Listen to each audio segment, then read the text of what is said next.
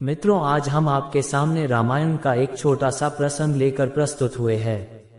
श्री राम द्वारा मारे गए तीर की वजह से जमीन पर पड़ा रावण जब अपनी अंतिम सांसें ले रहा था, उस वक्त श्री राम ने लक्ष्मण से कहा कि रावण एक महाज्ञानी पंडित है। उसके जैसा ज्ञानी इस संसार में कोई और नहीं है। अतः तुम उसके पास जाओ और वो जो भी ज्ञान दे उसे प्राप्त करो। श्री राम के कहने पर लक्ष्मण रावण के पास गए।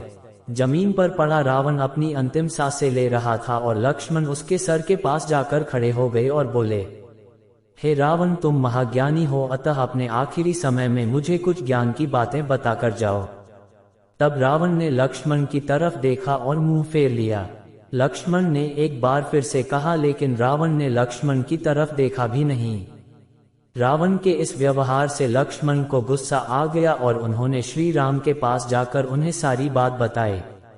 लक्ष्मण की बात सुनकर श्री राम बोले, हे लक्ष्मण, गुरु से शिक्षा उनके पैरों के पास बैठकर ली जाती है, न कि उनके सर के सामने खड़े रहकर।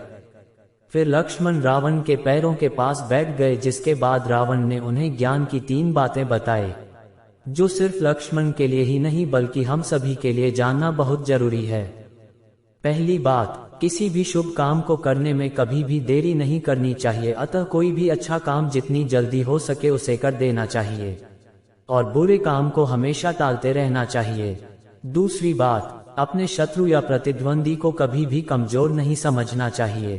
तीसरी बात, अपने जीवन की ऐसी गुप्त बातें जिससे आपको भविष्य में परेशानी हो सकती है, वो कभी भी किसी को नहीं बतानी चाहिए, फिर चाहे वह आपका भाई ही क्यों ना हो।